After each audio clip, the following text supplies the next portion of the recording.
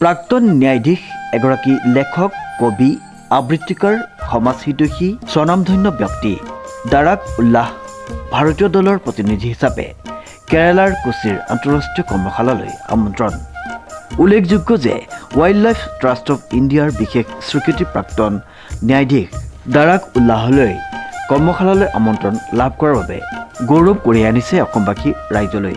উল্লেখযোগ্য যে অসমৰ বন্যপ্ৰাণী তথা প্ৰকৃতিপ্ৰেমীৰ বাবে আশাৰ বতৰা প্ৰাক্তন ন্যায়াধীশ এগৰাকী লেখক, কবি, আবৃত্তিকাৰ, সমাজহিতৈষী দাৰাক উল্লাহ ভাৰতীয় দলৰ প্ৰতিনিধি হিচাপে কেৰালাৰ কোচিৰ আন্তঃৰাষ্ট্ৰীয় কৰ্মশালালৈ আমন্ত্ৰণ লাভ কৰিছে।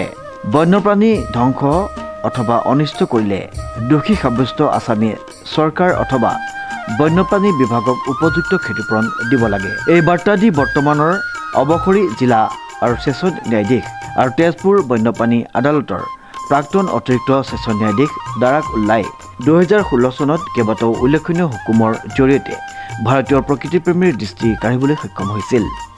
তেখেতৰ হুকুম কেইটাক সমল হিচাপে লৈ ৱাইল্ড লাইফ ট্ৰাষ্ট অৱ ইণ্ডিয়াই ইংলেণ্ডৰ লেনকাষ্টাৰ বিশ্ববিদ্যালয়ৰ অধীনত এক অধ্যয়ন, সজাগতা আৰু কৰ্মশালা অনুষ্ঠিত কৰি ন্যায়াধীশ, চৰকাৰী উকিল আৰু বন্যপ্ৰাণী বিভাগৰ বিষয়াক প্ৰশিক্ষণ দিয়াৰ কাম কৰিছিল।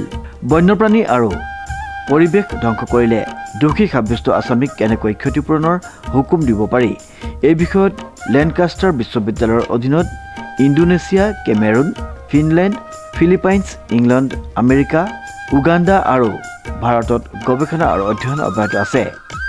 এই অধ্যয়নৰ অংশ হিচাপে গত 3 ফেব্ৰুৱাৰীৰ পৰা 7 ফেব্ৰুৱাৰীলৈ কেৰালাৰ কোচিৰ ডক্টৰ ছেলিম আলী পক্ষী অভয়াৰণ্যত উক্ত আটাইকেইখন দেশৰ প্ৰতিনিধিৰ এখন আন্তঃৰাষ্ট্ৰীয় কৰ্মশালা অনুষ্ঠিত হয়।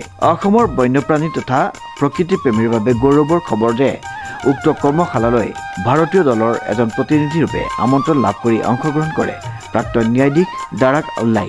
আমেৰিকাৰ এনভাইৰনমেণ্ট ল ইনষ্টিটিউটৰ অধ্যাপক, ফিনলেণ্ডৰ হেলচিংকি বিশ্ববিদ্যালয়ৰ অধ্যাপক, জাপানৰ কিয়টো বিশ্ববিদ্যালয়ৰ গৱেষক ছাত্ৰী, পৰিৱেশবিদ, অধিবক্তা আৰু পৰিৱেশ কৰ্মীৰ উপস্থিতিত বন্যপ্ৰাণী আৰু পৰিৱেশ ধ্বংসৰ বিৰুদ্ধে বিভিন্ন দেশে ল'ব লগা যাৱতীয় ব্যৱস্থাৱলীৰ ওপৰত বিশদ আলোচনা কৰি বিহিত ব্যৱস্থাৰ দিক নিৰ্দেশনা তৈয়াৰ কৰে।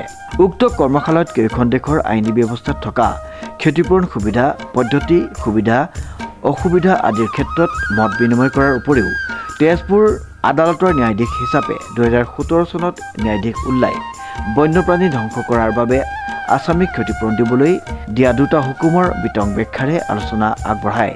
দোষী সাব্যস্ত আছামীক কেৱল জেল জৰিমনা দিলেই যে ধ্বংস হোৱা পৰিৱেশ ঘূৰাই আনিব নোৱাৰি আৰু তাৰ বাবে আছামীক ক্ষতিপূৰণৰ যোগেদি পৰিৱেশ সুৰক্ষাৰ যি হুকুম শ্ৰী উল্লাই দিছিল, সেয়া আজি কেৱল ভাৰততে নহয় বিশ্বৰ প্ৰকৃতিপ্ৰেমীৰ দৃষ্টি কাঢ়িবলৈ সক্ষম হৈছে।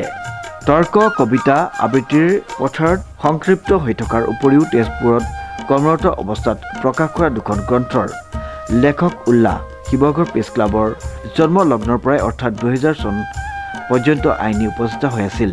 প্ৰকৃতিপ্ৰেমী আৰু বিশেষভাৱে তেজপুৰবাসীয়ে ন্যায়াধীশ উল্লাৰ প্ৰচেষ্টা গৌৰৱান্বিত আৰু আশা কৰে যাতে তেখেতৰ প্ৰকৃতিপ্ৰেমী চিন্তাৰ ভৱিষ্যতে ভাৰতীয় ন্যায় ব্যৱস্থাৰ লগতে বন্যপ্ৰাণী আৰু সামগ্ৰিক পৰিৱেশৰ ওপৰত যোগাত্মক প্ৰভাৱ পেলাব।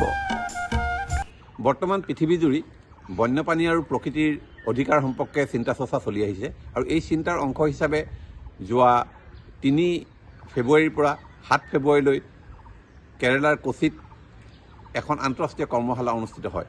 এই কৰ্মশালাত England, America, Liberia, Indonesia, Philippines, Finland, Cameron, Uganda আৰু ভাৰতবৰ্ষৰ প্ৰতিনিধিসকলে অংশগ্ৰহণ কৰে। বন্যপ্ৰাণী ধ্বংসকাৰী অপৰাধীসকলক জেল আৰু জৰিমনাৰ উপৰিও ক্ষতিপূৰণৰ হুকুম দিয়াৰ যি চিন্তা চৰ্চা, সেই চিন্তাকে মূল বিষয় হিচাপে লৈ এই কৰ্মশালা অনুষ্ঠিত হৈছে। মই যোৱা 2017 চনত